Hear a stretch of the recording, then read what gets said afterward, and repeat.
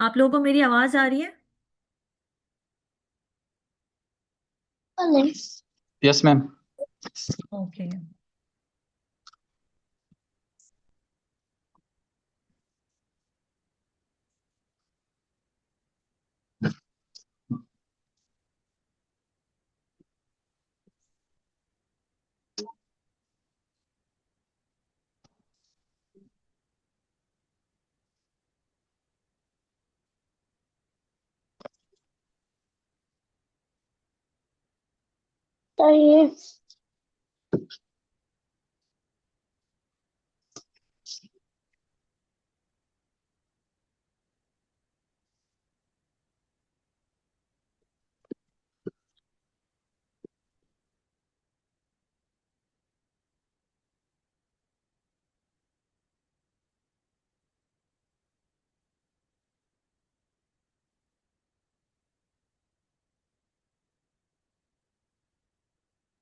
अच्छा, आप लोग कंफर्म करिएगा कि आप लोगों के पास इस वीडियो की आवाज आ रही है कि नहीं आ All रही right, है। let's talk workplace safety. We'll cover spot. Yes आपको मिस आ रही आ है। रही है? Okay. We have. Yes ma'am आ रही है। ओके, बस हम 2 मिनट्स में अपना लेक्चर स्टार्ट करते हैं। 11:20 पे we have only 11 participants so far. 12। Okay.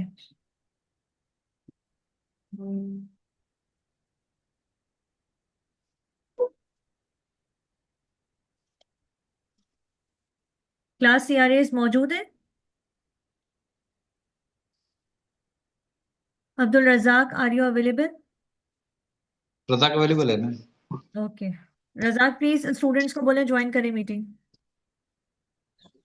ठीक है मैम, मैं बोलता हूँ। सेक्शन बी से कौन है?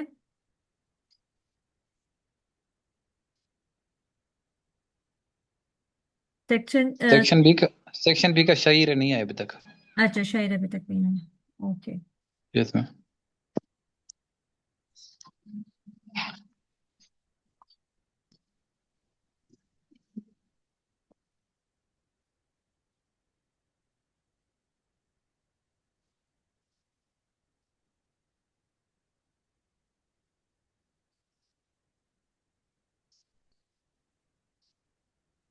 अच्छा, क्लास क्लास की जो अटेंडेंस होगी वो पार्टिसिपेट्स आप लोग की पार्टिसिपेशंस पे डिपेंड करेगी। जिस स्टूडेंट से मैं जो सवाल करूंगी उसने वो जवाब देना होगा। इवन अगर वो जवाब ना भी दे पा रहा हो तो ही हैज टू से मिस आई डोंट नो और I did not listen to your question properly. ठीक है? तो आप लोग की उन्हीं बेसिस पे क्लास की अटेंडेंस लगेगी। Abdul Razak, you are requested कि आप स्टूडेंट्स के नेम पे नोट डाउन करिएगा और एक स्क्रीनशॉट ले लीजिएगा एक्टिव पार्टिसिपेंट्स के लिस्ट का। And you have to share it with me by the end of this lecture. Ma'am screenshot अभी ले लूँ या बेटा, एंड आप मतलब? आप बिल्कुल जब सारे ज्वाइन कर लें और हम अपने क्लास के बिल्कुल मिडिल में हो तो आप प्लीज स्क्रीनशॉट ले लीजिएगा so that I can mark the attendance accordingly. Plus जिन बच्चों से जो सवाल करूंगे अगर उन्होंने जवाब नहीं दिया तो उनकी अटेंडेंस जो है एब्सेंट मार्क हो जाएगी। So class participation is very important during the online lectures. ठीक है मैम। Okay ma'am. ओके, तो हम लोग अपना लेक्चर स्टार्ट करते हैं। हम लोगों ने अपने फर्स्ट लेक्चर में like we discuss about the occupational health and safety basic definitions. और ऑक्यूपेशनल हेल्थ एंड सेफ्टी में हम लोगों का सेफ्टी क्या होता है, वर्क प्लेस क्या होता है, एर्गोनॉमिक्स क्या होता है, हैजर्ड्स क्या होते हैं, वो हमने जस्ट एक ब्रीफली इंट्रोडक्शन किया था अपने फर्स्ट लेक्चर में। क्योंकि फर्स्ट लेक्चर था, इंट्रोडक्टरी लेक्चर था। आप लोग Saqib please mute your mic. Okay. तो ये वाली चीजें हम लोगों ने डिस्कस करी थी। उस वो जो हम लोगों ने फर्स्ट लेक्चर में what we have discussed in our first lecture, I just made a video for you so that you can have a revision on what we have done in our first lecture. So let's have a look on this video. All right, let's talk workplace safety. We'll cover spotting hazards and, more importantly, assessing their risk. Sounds like a riddle, right? But the answer is actually key to keeping everyone safe at work. See, safety isn't about just reacting to accidents. It's about getting ahead of them, looking for risks first. Sure, rules and gear are important, but real safety, well, that starts with us. It's a human thing. Okay, let's get the key terms down. First up, what exactly is a hazard? Remember that puddle from the beginning? Yeah, the wet, slippery floor? That's the hazard right there. So then what's a risk? It's the chance of that hazard actually hurting someone. And how bad? So the risk is the possibility of someone actually slipping on that floor and getting hurt. Let's break it down. Hazard is the thing that could hurt you. Risk is the likelihood it will. So the big question is, how do you even spot these hazards? Well, they fall into a few categories. Some are super obvious, like a spill. Others are more subtle, like bad posture from a poor setup. Okay, so you've spotted a hazard. What's next? You got to figure out how dangerous it actually is. And we do that with a pretty simple formula. It's all about severity multiplied by probability. This is where a risk assessment matrix comes in. It really helps to visualize and prioritize things. First up, severity. You have to ask, if something goes wrong, just how bad could it really get? Then there's probability. So what are the odds of it actually happening? Is it frequent or almost impossible? Putting those two together tells us what to tackle first. We focus on the highest risk items. Simple. But, all these charts and rules, they're nothing without the right attitude. It really comes down to you. And your role here is absolutely crucial. That means reporting near misses, those close calls, Why? Because reporting a close call lets us fix a problem before anyone actually gets hurt. It's huge. Look, safety is a team sport. Everyone here is empowered to speak up and be part of the solution. So I'll leave you with this question. What's one thing you can do today to make your workspace safer? Yes, ये video देखी आप लोगों ने? जी miss. Okay, क्या समझ में आया आप लोगों को? जाहिद शेख, आप मुझे बताइए।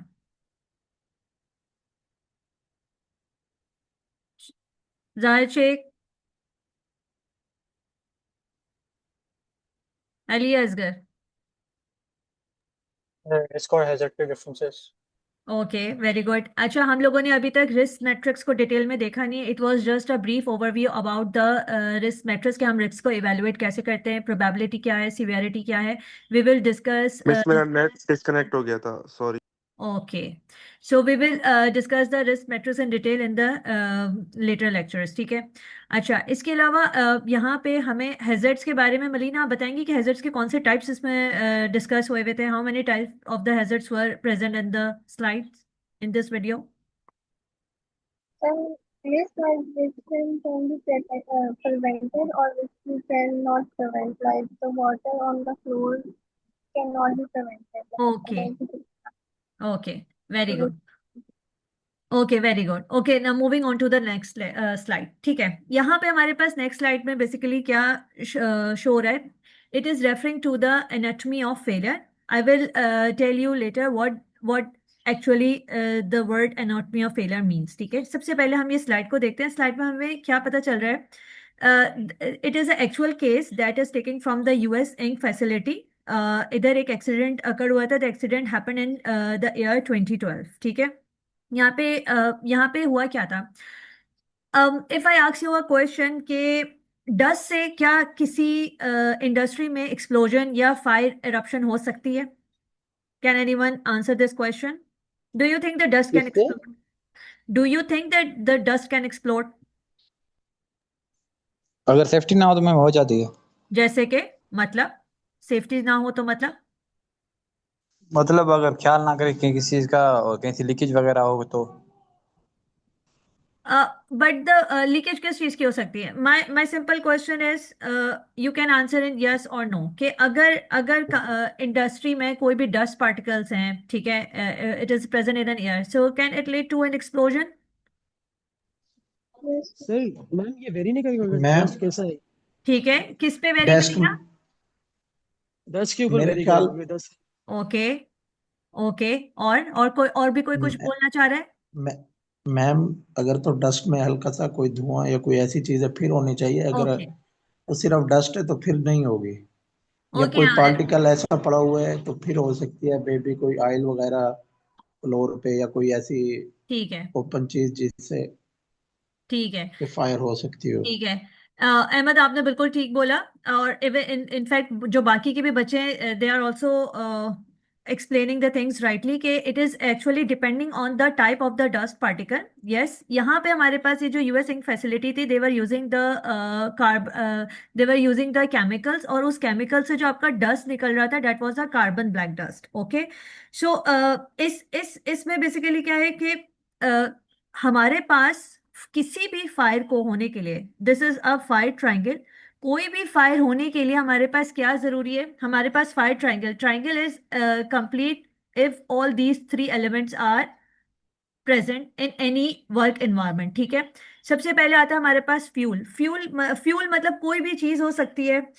जैसे कि हमारे पास हम यहाँ पे इस केस में अगर हम बात करें कि आपके पास जो कार्बन ब्लैक डस्ट पार्टिकल्स थे या पाउडर फॉर्म था, they behave as a fuel, a combustible material. ठीक है, यहाँ पे हमारे पास जब इस वाली फैक्ट्री में हमारे पास कार्बन डस्ट पार्टिकल थे जो कि यहाँ पे क्लॉग हो गए। अब यहाँ पे अगर आप देखें तो the dust particles were clog in the इधर डक्ट सिस्टम्स पे क्लॉग्ड हो गए थे। ठीक है, आपके roof top ventilation systems, because there were no ventilation systems present, तो इधर जाके वो क्लॉग हो गए थे। ठीक है, इसके बाद फिर हमारे पास यहाँ पे ऑक्सीडाइजर। अब ये ऑक्सीडाइजर यहाँ पे क्या है? Oxidiser is simply refer to the oxygen which is present in the air and it is naturally present in the air. ठीक है, फिर यहाँ पे तीसरा हमारे पास फैक्टर आ जाता है इग्निशन का। अच्छा, इग्निशन के लिए क्या है कि आपको कोई भी स्पार्क या कोई भी हीट चाहिए इस इस पूरे कंबस्टेंट मटेरियल ऑक्सीजन को रिएक्ट करने के लिए। ठीक है, तो आपके पास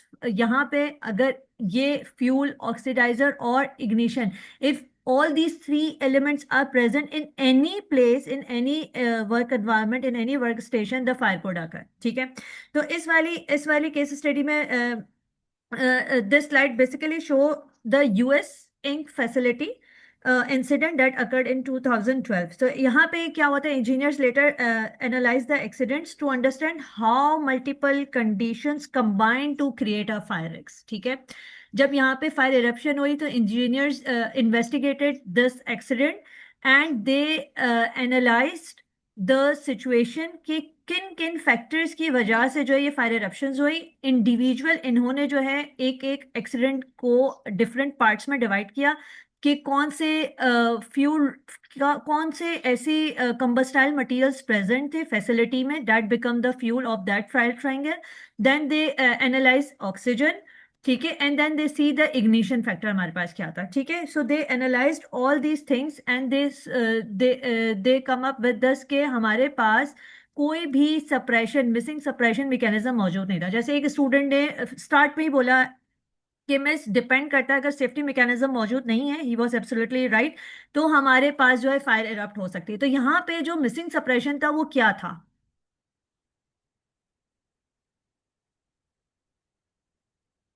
जी, कोई बताएगा what was the missing suppression? Let me explain you in detail कि मिसिंग सेपरेशन होता है क्या है। Missing separation is basically a proper safety system जो आपके कोई ना कोई एक एलिमेंट को एलिमिनेट कर दे, इस फायर ट्रायंगल को कंप्लीट ना होने दे। अगर आपके पास कार्बन ब्लैक डस्ट पार्टिकल मौजूद है तो मिसिंग सप्रेशन यहाँ पे क्या हो सकता है कि you have a dust collecting mechanism so that the dust cannot be clogged into the system, so it can suppress the fuel or it cannot complete the fire triangle until unless you have a suppressing mechanism or safety mechanism। तो missing suppression mechanism यहाँ पे और क्या हो सकता है? अगर हम चले एक वेंटिलेशन की बात कर लेते हैं, डस्ट कलेक्टर्स की बात कर लेते हैं, या आपके पास यहाँ पे कोई भी फायर एक्सटिंग्विशर्स के सिस्टम्स, कहीं पे भी हेजार्डियस केमिकल्स के टैगिंग्स या कोई भी इस टाइप की चीज़ मौजूद नहीं कि आपके ऑपरेटर या वर्कर जो है अलर्ट हो जाए। सो दिस इज व्हाट के अगर इंजीनियर्स कोई भी एक्सीडेंट होता है और उस एक्सीडेंट्स को उस इवेंट को जब एनालाइज करते हैं कि what were the root cause of this accidents, उसको डिफरेंट पार्ट्स में डिवाइड करना is called the anatomy of failure.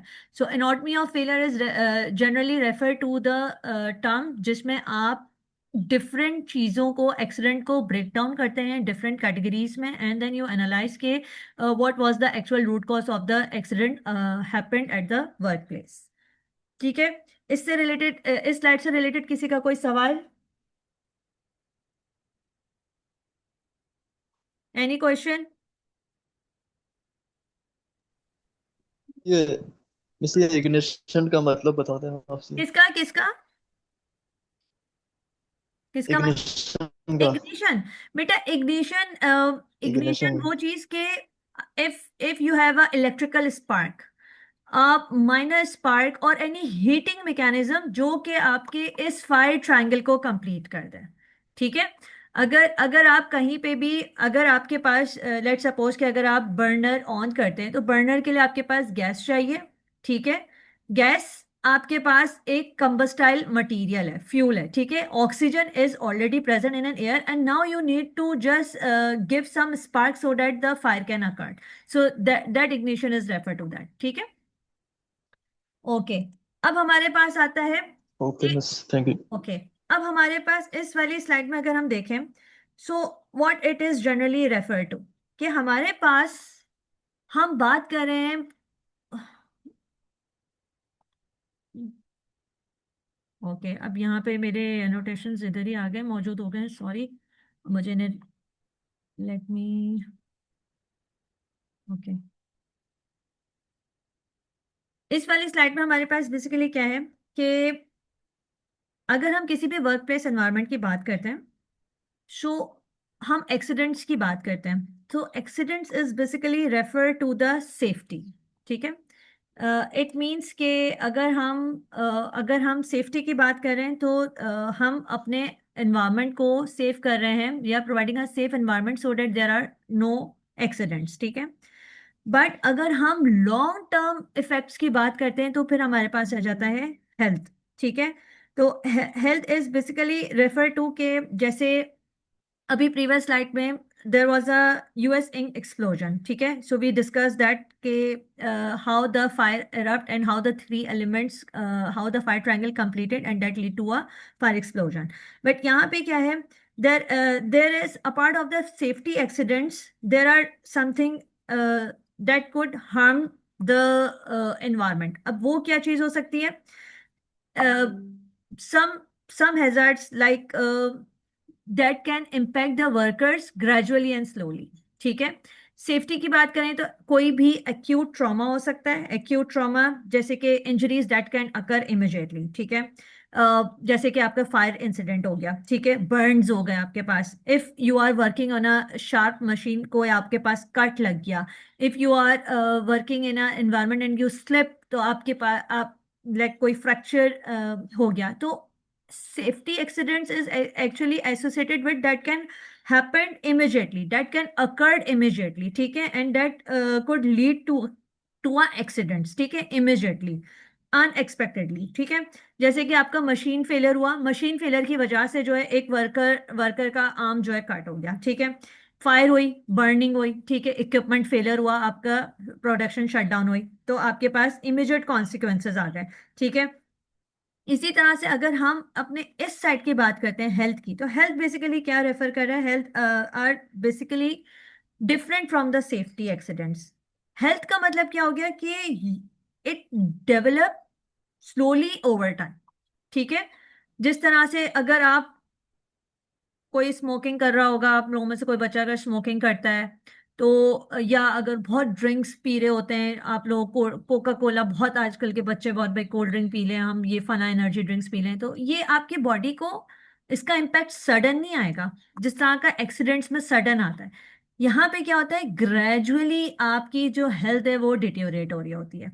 तो यहाँ पे health is associated with the chronic pathology. Chronic pathology means that diseases that develop gradually. Okay, इसमें क्या हो सकता है आपके पास, अब यहाँ पे जैसे ये दो लंग्स ही बने हुए हैं तो आप लोगों को समझ में आ रहा होगा कि लंग डिजीजेस हो सकते हैं। ठीक है, अगर आप किसी ऐसे एनवायरनमेंट में इन्वॉल्व हैं there is a lot of noises, ठीक है, then the acceptable level, then it can lead to a hearing loss. ठीक है, it you can not loss your hearing right away like the accident happened, but you can lose your hearing gradually। ठीक है, इसके अलावा ये कि inhalation, कोई इस तरह के केमिकल इंडस्ट्रीज जिसमें आप काम करें उसमें आप केमिकल पॉइजनिंग भी हो सकती है। If you are inhaling, so the chemical poisoning can deteriorate your health. ठीक है, सो अगर हम लॉन्ग टर्म लेटेंसी की बात करते हैं तो इट दिस डिजीज में appear after long term exposure. ठीक है, तो you now you should be able to understand the difference between the safety and the health। safety is what के कोई भी हैजर्ड अकर हुआ और उस हैजर्ड के इमीडिएट कॉन्सिक्वेंसेस आ गए, और जैसे कि हमारी इस वाली यूएस इंक एक्सप्लोजन में क्या हुआ कि आपका जो एक्सप्लोजन हुआ that lead to a serious disaster, ठीक है, फायर फायर डिजास्टर या फायर एक्सप्लोजन हुआ, ठीक है, and it harm many workers present at the location. But health में क्या है, if we again take an US Ink explosion in previous slide, इनका जो कार्बन डस्ट था वो आपके सस्पेंड हो रहा था इन द एनवायरनमेंट, ठीक है। तो इस तरह के भी इश्यूज रिपोर्ट हुए कि there was no ventilation system available on site and many workers led to the health related issues, ठीक है। तो वो इमीडिएट उसका इम्पैक्ट नहीं आया, but later on over the years जो है आपके पास जो है हेल्थ रिलेटेड इश्यूज जो है हाईलाइट होना स्टार्ट हो जाते हैं, ठीक है। इसके बाद फिर हमारे पास क्या आता है कि अगर हम बात करते हैं अपने सेफ्टी इंजीनियर्स की, ठीक है, तो सेफ्टी इंजीनियर्स बेसिकली फोकस करता है आपके एक्सीडेंट प्रिवेंशंस पे, आपके फायर सेफ्टी पे, या आपकी मशीन सेफ्टी, कि मशीन आपकी सेफ होनी चाहिए ताकि आपके जो है मशीन जो है किसी वर्कर को हार्म ना करे, ठीक है। किसी भी किस्म की एक्सीडेंट को प्रिवेंट करना is again a job of the safety engineers, ठीक है। But when we talk about the health, health में हमारे पास आ जाता है इंडस्ट्रियल हाइजीनिस्ट, ठीक है। Industrial hygienist basically they focuses on कि आपका वर्क प्लेस एनवायरनमेंट कैसा है, if the dust are present are there any mechanism to remove the dust from the environment, and if there are chemicals, are they properly stored, are they properly labeled, so they have to check these things. So industrial hygienist का purpose ये होता है. A part of the safety engineers and the industrial hygienist, since the course is the occupational health and safety, तो उसमें फिर हमारे पास occupational physicians भी आते हैं. occupational physicians क्या करते हैं, आपके वर्कर की हेल्थ को चेक करते हैं, मॉनिटर करते हैं, they they analyze the system, they analyze the workplace environment and they diagnose the occupational diseases, ठीक है। जिस तरह के अगर केमिकल इंडस्ट्रीज है तो दे हैव टू सी कि इस केमिकल से क्या क्या हेल्थ डिजीजेस जो है इंट्रोड्यूस हो सकते हैं, ठीक है, और उसके क्या लॉन्ग टर्म उसके जो है केसेस किस तरह से आ सकते हैं। So this that basically showcasing के how the workers are being protected by the collaborations between the engineers and the environmental specialist and the medical professionals, ठीक है। इस स्लाइड से रिलेटेड किसी का कोई सवाल? No miss. ओके, अब आ जाते हैं यहाँ पे हम स्पेक्ट्रम ऑफ हैजर्ड्स पे। स्पेक्ट्रम ऑफ हैजर्ड्स के हमारे पास हैजर्ड्स किस टाइप के होते हैं, ठीक है। So we have discuss about the occupational health and safety that deals with both the sudden accidents and the long term health effects, ठीक है। अब हमारे पास नेक्स्ट सवाल ये आता है, नाउ वी हैव सी के हमारे पास जो है ना फाइव ट्रायंगल क्या था, फिर हमने ये देख लिया कि सेफ्टी इंजीनियर्स की क्या रिस्पॉन्सिबिलिटी होती है, फिर हमने ये देख लिया कि ऑक्यूपेशनल हेल्थ से रिलेटेड क्या होती है। बट नेक्स्ट क्वेश्चन इज के where do these risk actually come from. अब हमारे पास जो रिस्क हैं, ठीक है, वो एक्चुअली कहाँ से रहे। जो इंडस्ट्रीज में हमारे पास जो हैजार्ड्स मौजूद होते हैं, they generally falls into the four major categories, ठीक है। यहाँ पे बायोलॉजिकल और इकोनॉमिक्स को एक किया हुआ है, बट अगर हम इनको सेपरेट कर दे तो yes there are 5 major categories of hazards, ठीक है।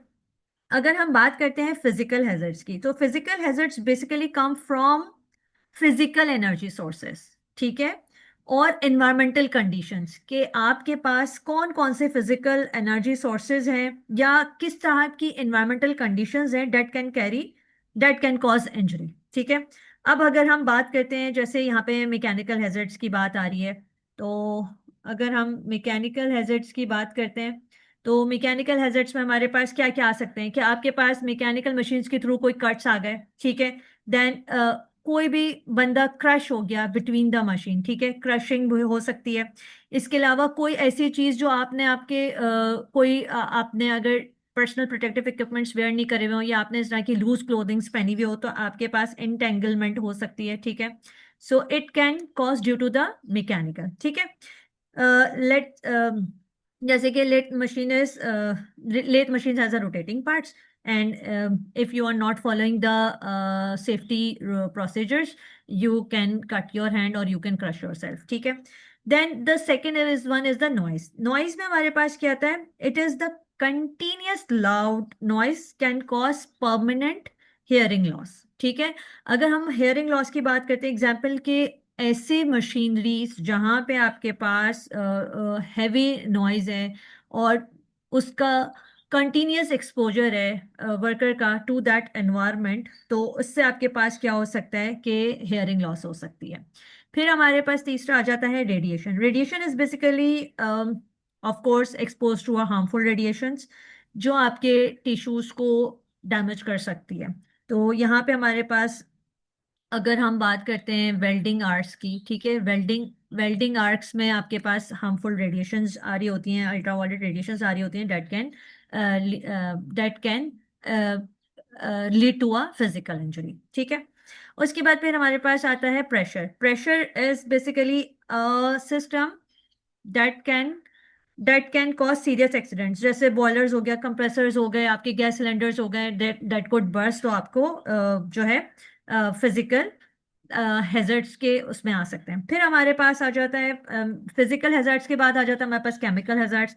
केमिकल हैजर्ड्स में आपके पास लाइक केमिकल्स, लिक्विड्स, कोई भी इस तरह के लिक्विड्स, केमिकल जो कि आप यूज़ कर रहे हो और उसका एक्सपोजर हो, तो आपके पास इस टाइप के जैसे कंबस्टाइल्स आपके पास आ गए, एक्सप्लोजिव्स आ गए, या कोई इस टाइप के टॉक्सिक डस्ट जो कि आपके पास मौजूद है एनवायरनमेंट में, तो ये आपके पास केमिकल हैजार्ड्स आ सकते हैं। बायोलॉजिकल हैजार्ड्स हमारे पास कौन कौन से हो सकते हैं, जैसे अगर हम बात करें तो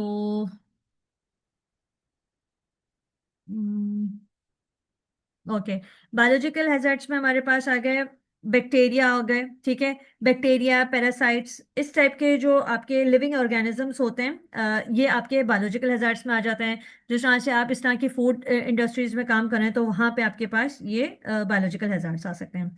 एर्गोनॉमिक्स हैजर्ड्स मैंने आपको अपने फर्स्ट क्लास में भी बताया था कि ergonomic hazards are basically associated with the poor work place design और रिपीटेटिव वर्क, जहाँ पे आप लिफ्टिंग कर रहे हैं या आप हैवी लोड्स उठा रहे हैं, पुअर पोस्चर है आपका, आप कोई मैनुअल हैंडलिंग कर रहे हैं, सो ये आपके एर्गोनॉमिक हैजार्ड्स आ जाते हैं, ठीक है। इसके बाद फिर हमारे पास मोस्ट इंपॉर्टेंट लास्ट जो हैजर्ड है that is a psychological hazard. Psychological hazard is basically, हम ये कह सकते हैं कि आप वर्क प्लेस में कोई फटीग है, ठीक है, you are not happy with the environment, ठीक है, आपके पास वर्क हैवी वर्क लोड्स और प्रेशर्स हैं, ठीक है। इसके अलावा कोई कॉन्फ्लिक्ट है आपके पास आपके मैनेजमेंट के साथ, तो these are basically the psycho social और psychological hazards. So it is also have seen in the industries that the fatigue can increase the chance of machine accidents. So workplace hazards are not limited to the machines or accidents. They can also come from the physical energy, chemical, biological or ergonomic and the poor workplace design, ठीक है। तो ये हमारे पास जो है hazards की briefing है, and it is understanding these hazards is the very first step for any engineer in preventing accidents and occupational disease, ठीक है। अगर आपको इसकी नॉलेज नहीं होगी, you will not be able to analyze the situation, to stop the accidents and to provide a safe work environment, ठीक है। फिर हमारे पास मैम आ मेरा जाता है एक जी मेरा एक क्वेश्चन है जी जी। कि ये जो चार आपने बताई हैं ये है मेन एग्जाम ना हैजर्ड की। पांच पांच अगर क्वेश्चन आ जाए पांचवी, ये ठीक है। ये टोटल पांच मेन, उसके इनके अलावा जो है ना फिर इसकी मतलब एग्जाम छोटा सा कट लगता है तो वो भी एक हैजर्ड में ही आता है। एग्जैक्टली तो उसके उसके अलावा उनकी थाउजेंड जो है ना बहुत सी किस्में आ जाती हैं अकॉर्डिंग टू वर्क प्लेस के हिसाब से, जी तो उस पे कौन से हैजर्ड लगते हैं। जी तो अगर कोई भी क्वेश्चन है पेपर में या कहीं भी हैजर्ड के हवाले से तो हमने इन पांच अगर मेन पूछेंगे तो ये पांच बता देंगे अब। जी, देखिए हमेशा याद रखिएगा कि जो आपके पास पेपर में क्वेश्चन आएगा ना, मैं आप लोगों से क्विज लूंगी so that you will come to know कि हमें क्वेश्चन को अटेम्प्ट कैसे करना है, इस कोर्स में सवाल किस तरह के आ सकते हैं हमारे पास। तो you don't need to worry about, we will discuss this later on. But आपको ये पता होना चाहिए कि इफ आई मैंने आप लोगों के एलएमएस पे, अगर किसी ने एलएमएस चेक करा है तो I have given you an assignment, ठीक है, that is assignment related yes to miss the देखा है। वर्कशॉप। जी, वो आपकी वर्कशॉप में आप ऑलरेडी काम कर चुके हैं, ठीक है, सेमेस्टर 1 में you have already familiar with the workshop facilities, तभी मैंने आपको वो असाइनमेंट दिया है। अब उस असाइनमेंट में आप लोगों ने उस वहां पे उसमें हैजार्ड्स को आइडेंटिफाई करना है। It is a self explanatory assignment. तो इस तरीके से मैं आप लोगों को असाइनमेंट्स, मैं इस तरीके से आपको क्वेश्चन दूंगी। यू डोंट नीड टू, मेरा इसकी फिजिकल के अंदर मैकेनिकल आ जाता है, नॉइज आ जाता है, रेडिएशन आ जाता है, प्रेशर आ जाता है, ये मैंने 5 चीजें याद कर ली। No, it will be not like that. The case will be given to you and you have to analyze those those workplace area, and you have to highlight कि इसमें क्या क्या फिजिकल हैजर्ड्स हो सकते हैं, क्या क्या केमिकल हैजर्ड्स हो सकते हैं, क्या क्या एर्गोनॉमिक रिलेटेड हैजर्ड्स हो सकते हैं, क्या क्या साइको सोशल हैजर्ड्स हो सकते हैं, ठीक है। जब आप वो असाइनमेंट करेंगे तो आप लोगों को अच्छे से अंडरस्टैंडिंग हो जाएगी। ओके, नेक्स्ट हमारे पास आता है कि since we have already discuss the different types of hazards that are present in the work place, once you are able to identify the hazards, हमारे पास नेक्स्ट स्टेप क्या है? We have to understand why safety is very important, ठीक है। हमारे पास work place में safety क्यों इंपॉर्टेंट होती है? सबसे पहले द मोरल रीजन, ठीक है। हर एक ऑर्गेनाइजेशन की रिस्पॉन्सिबिलिटी है कि वो अपने ह्यूमन की वेल बींग और लाइफ की प्रोटेक्शन करे, ठीक है।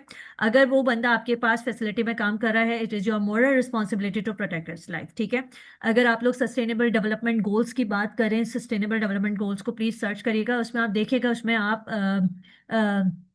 क्वालिटी ऑफ लाइफ और वेल बींग का भी एक सस्टेनेबल डेवलपमेंट गोल में फैक्टर इंट्रोड्यूस हो गया है, ठीक है।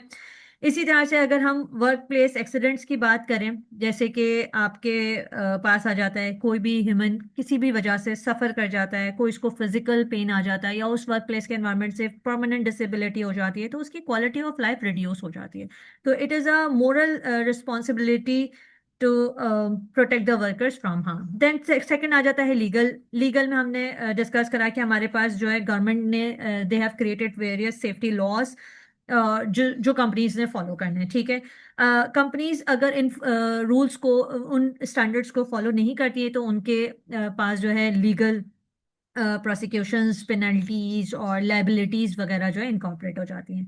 फिर लास्ट हमारे पास आ जाता है फाइनेंशियल रीजन। ऑफ कोर्स, अगर आपके पास कोई भी एक्सीडेंट्स अकर होता है in any organisation, it can lead to a loss of money in billion dollars, ठीक है।